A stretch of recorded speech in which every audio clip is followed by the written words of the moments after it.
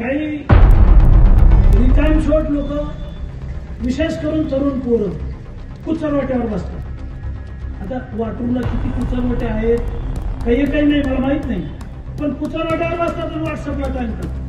काय येतं व्हॉट्सअपला? काय लोक व्हॉट्सअप आहे, फेसबुक आहे, इंटरनेट आहे, इंस्टाग्राम आहे, एवढा धुमाकूळ आहे. तुम्ही इतकंही काही टाकलं पोलिसात ते सगळ्या टीव्हीवर येतं. चांगली बातमी येत नाही. आता मी एवढी बडबड केली 1-1.5 तास, हे काही नाही ना.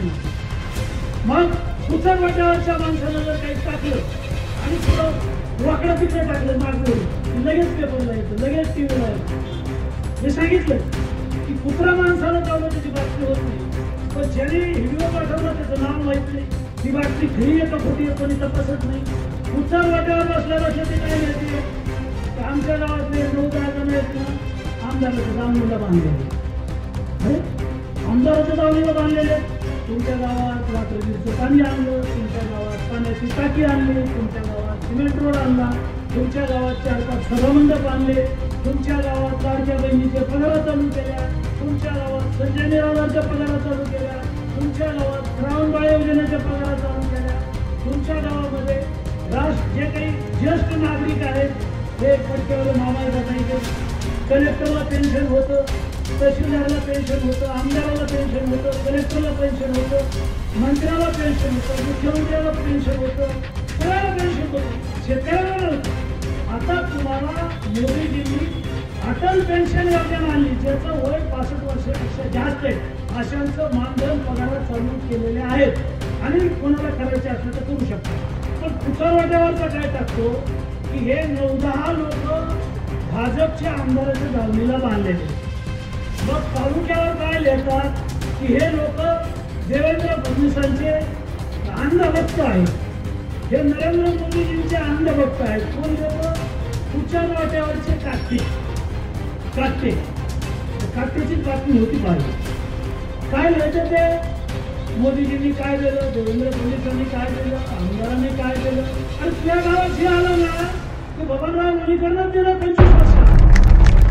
दुसऱ्याने कार्याची डबी दिली नाही, कोणता पक्षावाला असू द्या आणि कोणत्याही पक्षाच्या नेत्याला माझं आव्हान आहे, गावातल्या कोणत्याही सरपंचाला, जिल्हा परिषद सदस्याला, पंचायत समितीच्या सदस्याला तुम्ही कोणत्याही पक्षाला तुमच्या आणि कार्याची डबी आणून दाखवा, नाही तर झेंडूबामची बाटली आणून दाखवा डोक्याला लावायला. नाही आणू शकत तुम्ही. कशाचे पक्ष, कशाला धरून धरणार पक्ष? पक्ष काय आहे? जो पक्ष आपल्याला हे सगळं देतो तो आपला पक्ष. काय जटायू पक्ष येतो आपल्या तालुक्यात, जटायू पक्ष आहे. काय पक्ष आहे? काय आणलं, काय दिलं, काय करणार आहे? त्याला विचारा या मारुतीच्या पदावर आणि सांगा की आम्ही हे आणतो गावाला, आम्ही ते आणतो. हे करत नाही. ते म्हणजे अमुक नव्याचा रोड उकरून काढा आणि त्याच्या बातम्या लावा. अमुक मंगळवार फलं करत रोड उकरून काढा. आमचा काय संबंध नाही, ते कोणी माझे नातेवाईक नाही. गुत्तेदारासारखं काम करा, नीट काम करा. नीट काम नाही केलं तर मी नेहमी सांगतो की तुला काळ्या यादीत टाकतो, तुझं बिल काढणार नाही. लावली मी आता त्या चौकशी नव्हे काय काय येत मोठं मोबाईल पोरांना सांभाळ.